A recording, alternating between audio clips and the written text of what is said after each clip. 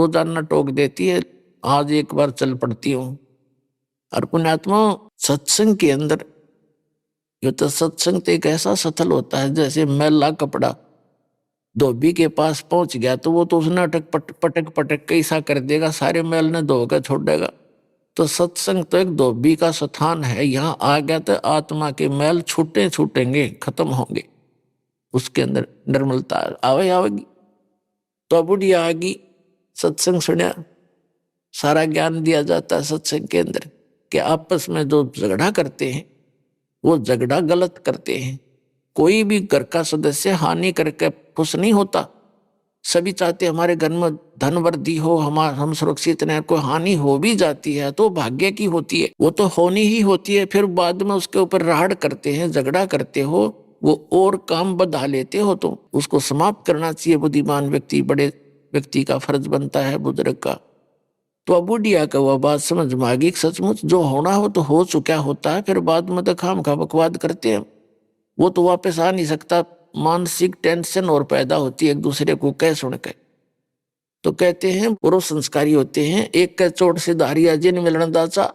तो बुढ़िया सत्संग में जान लागी और घर की कला कम होगी। एक दिन क्या हुआ कि वो पुत्र वधू भैंस का दूध निकाल के और ऊपर छत के ऊपर कड़ा टांग दिया करते, लंबा सरिया मोड़ कर उसमें दूध टांग देती थी कुत्ते और बिल्ली से बचाव के लिए, जब तक वो उसको गर्म ना रखती।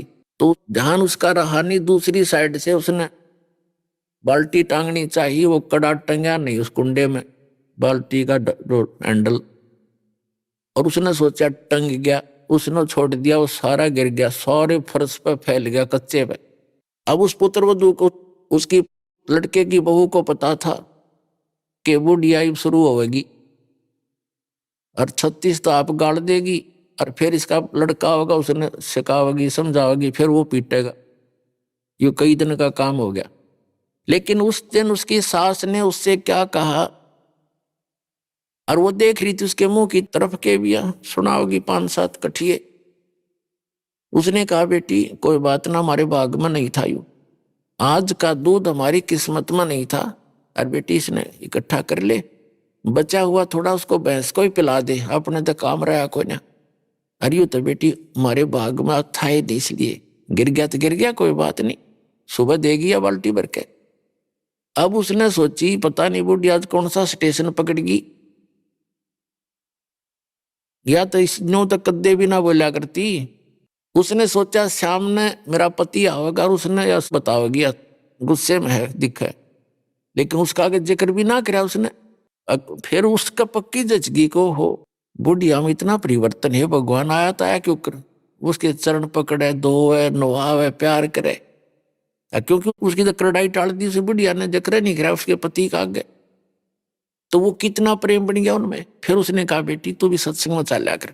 तो पुण्यात्माओं इस प्रकार है, जो नुकसान होना हो तो हो चुका होता है, फिर वो उसके धमका रहा है, उसने खुरका रहा है, तूने नौ कर दिया, ऐसे कर दिया, वो खाम खाई बकवाद है। जो होना था हो गया, आगे सावधानी बरते, इतनी सी बात होती।